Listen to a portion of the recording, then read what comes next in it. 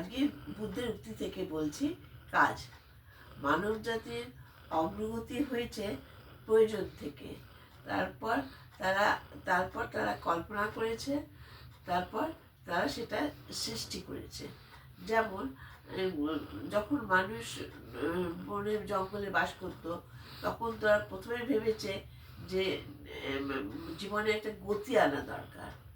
সেই গতি আনার জন্য তারা এই কল্পনা করে চাকা আবিষ্কার করেছে।